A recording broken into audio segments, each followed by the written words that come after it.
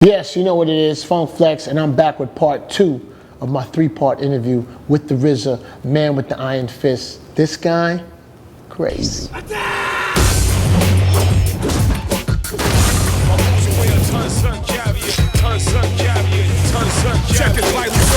When you come to today, where you're directing, correct me, the man with the iron fist, was this also part of the plan? Is this something that you envisioned years prior? I would say this is something more that was a dream, actually. I met Quentin Tarantino. They called me to promote a movie for them. Later on, he got me to do the music. So I want you to produce this like you produce those albums. You know what I mean?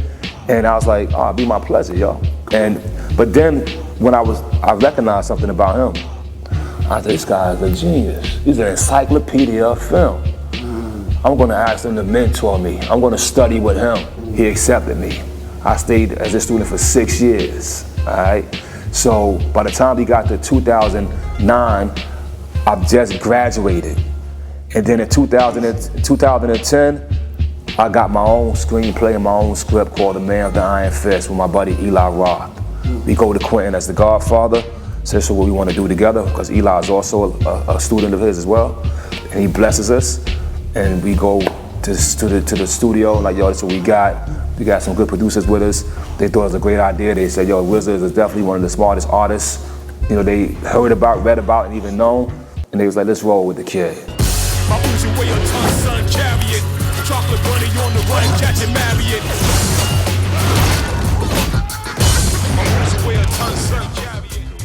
Man with the iron fist. What was your biggest hurdle after the production starts to move? Really being prepared, you know what I mean? It's, they have a process that I wasn't familiar with. So they telling me I gotta take, a month to scout. That's just a month. You don't get paid for this, kid. It's just a month just going around finding your locations.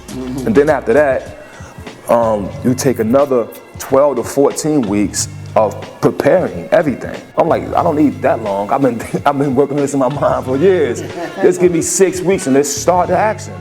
And they kept telling me, nah, trust me, you're gonna need. Did it make sense?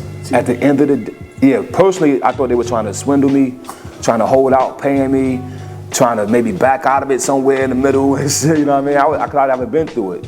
But at the end of the day, Flex, when the 12 to 14 weeks was over, I still could have used another 2 weeks, because preparation is the key factor to making a movie. When you're making a movie, it's different than, a studio costs us, what, $2 grand a day?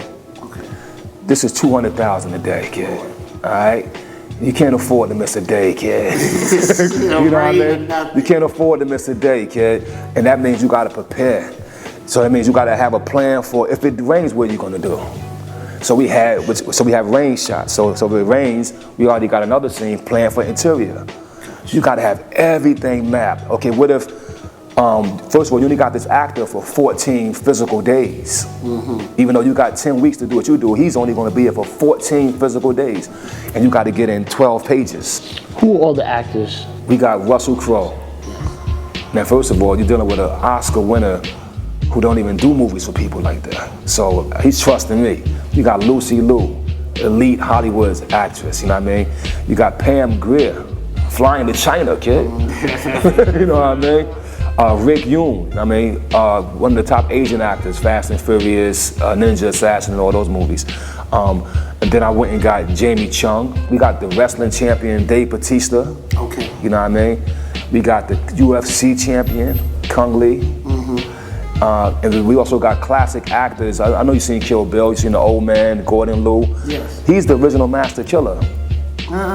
When my album's called Into the 36 Chambers, he made the original movie 36 Chambers. Wow. He's in my movie, kid. Did he understand? Does he understand? I told him. The Wu and everything. His manager is a Wu fan. Okay. Even though he's an Asian brother, and he explained to Gordon, like, no, you don't understand. This man, because Gordon was like, he's getting a little old, and he wasn't really, keen to rock like that, you know what I mean? But he was like, once they explained to him what he was about, and also once we explained to him, my book, I have a book called The Tao of Wu, when I speak about Buddhism and I speak about, wisdom and things. Once they explained that to him, it penetrated him. He was like, he's gonna work with me, and he did it. And remember on my song Wu-Tang Clan Nothing to Fuck With, right? The guy that goes Tiger Style. Yes.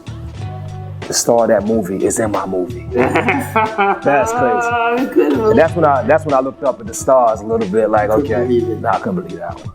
Don't forget to check back for Funk Flex and the RZA, Man with the Iron Fist, in theaters November 2nd. Cook it.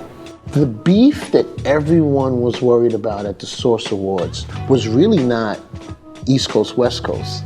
It was what's gonna happen when Bad Boy and Wu-Tang meet up at that Source Awards. You know, I always, will probably speak up for Biggie in a sense, because I'm a Biggie since Party and Boss.